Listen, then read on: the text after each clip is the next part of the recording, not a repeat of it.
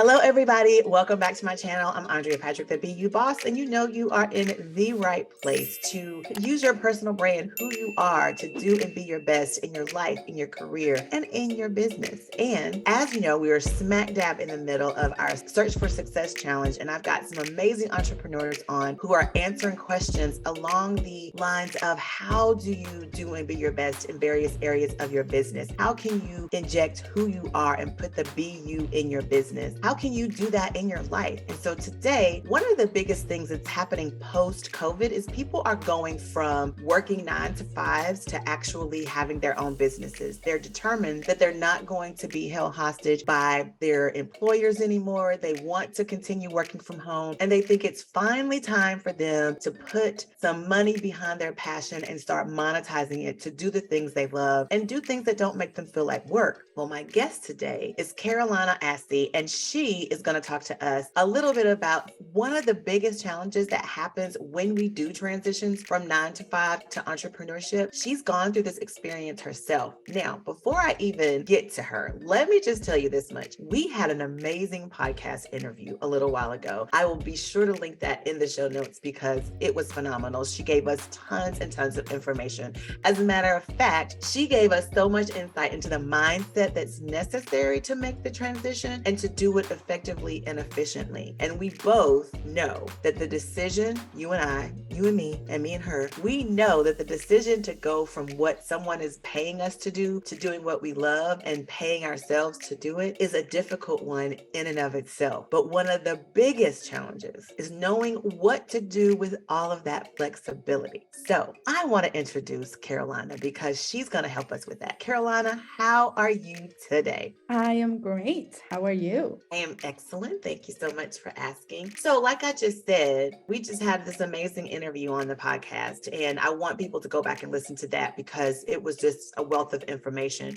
But I know that in that conversation, we sort of touched a little bit on the idea that it's not easy to make transitions. But in addition to that, it's really not easy to know what to do post transition and to organize yourself in a way. So I would love to have you answer the question for us, what advice you would give for creating these systems and workflows that are specific to our needs so that the flexibility doesn't become too overwhelming. Because, you know, we think we want it, right? We think we want to have this freedom, but then we get it and it's like, what do I do? You don't know what to do with it.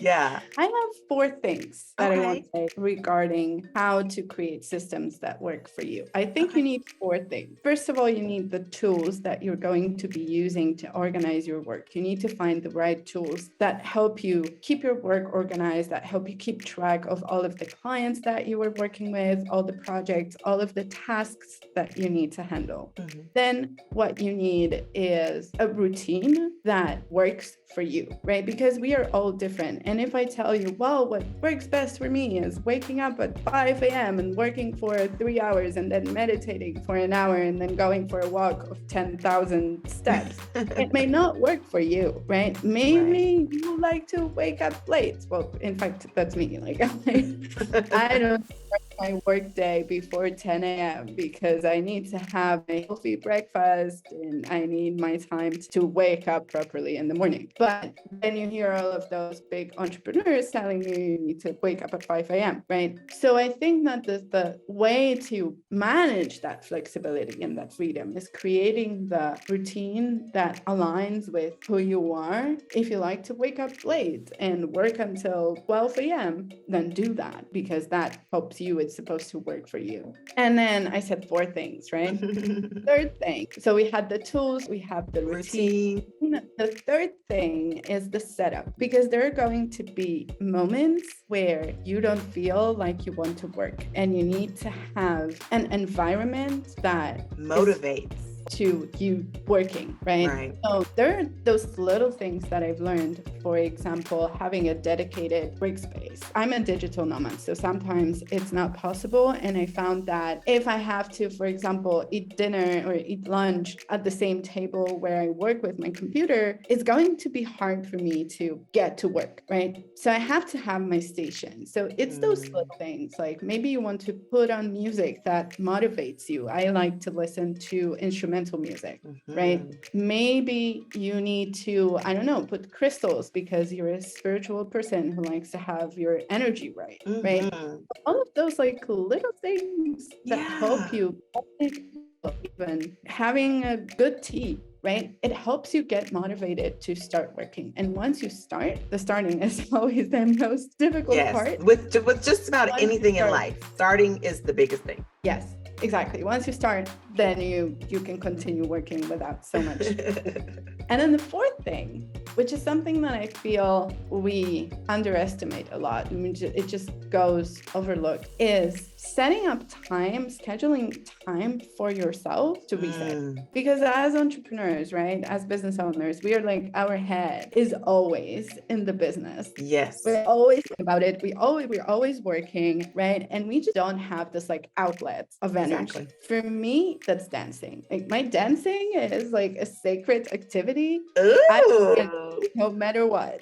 That is a surprise. I need it to reset my energy, right? But I also plan like maybe one day a week where, I don't know, I go to the cinema and I just go shopping or whatever, to have that like sacred space time for yourself to reset, to do the thing. To fill your cup. We talked about that on a previous podcast that I was interviewing someone, and we talked about the need to operate from overflow, to give from your overflow. So that means you have to keep your cup full at all times. And so what you're saying, I think is great advice. I love that. So when we are establishing our workflow, that's kind of how we can do that. Is like, I love this system where number one, you need the tools. You need to know what it is you're doing. The routine, I think, is important to the workflow in and of itself. Inside my program, Project CEO, we do talk about scheduling, and I have a system for scheduling that allots for, I think people don't like to have the schedule because they think, well, what if this happens or what if that happens? But I do my own time blocking and calendar blocking so that even if those miscellaneous things happen, I've got a place to put them. One of my girlfriends is in finance, and I know that in our podcast interview, you told us that a little secret I won't tell anybody. You got to listen to the podcast to see what her secret was. But I do have a girlfriend and she's in finance. And when we were talking about doing budgets, she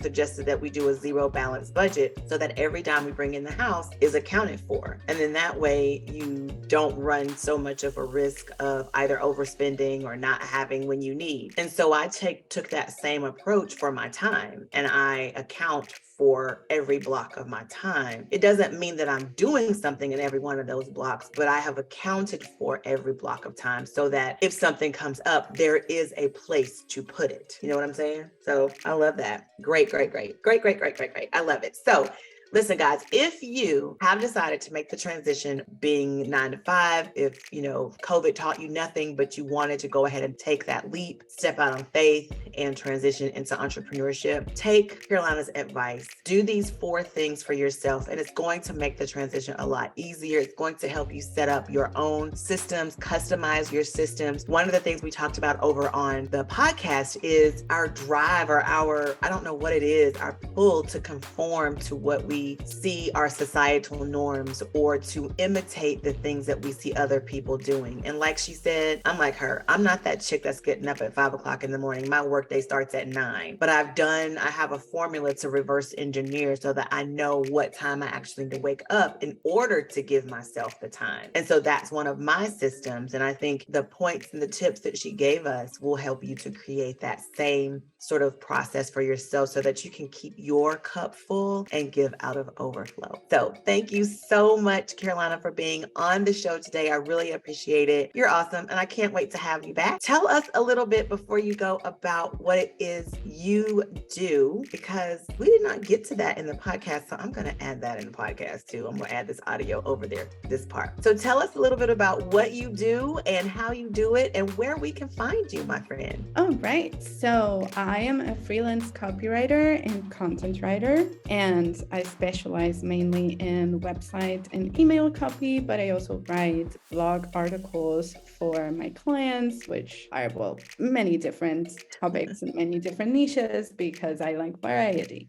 And you can find me over on LinkedIn. I am not very active on other social media platforms. Instagram is not my cup of tea anymore. So yes, you can find me over on LinkedIn or on my website, which has been recently revamped. So go give it some. Absolutely. All right. So all of this information is going to be down in our show notes, as well as make sure you hit that podcast because it was a great podcast. And she's got all of the tea over there about how to transition from corporate to entrepreneur life. So you want to know if that's where you are, definitely go ahead over there and check it out. So thanks again for watching this show today. If you have not already, hit that subscribe button. Make sure you click the notification bell so you never miss an episode. Go down in those show notes, grab that podcast and listen to that because it was a wealth of information, and subscribe to the podcast as well because you don't want to miss that either. All kinds of good stuff.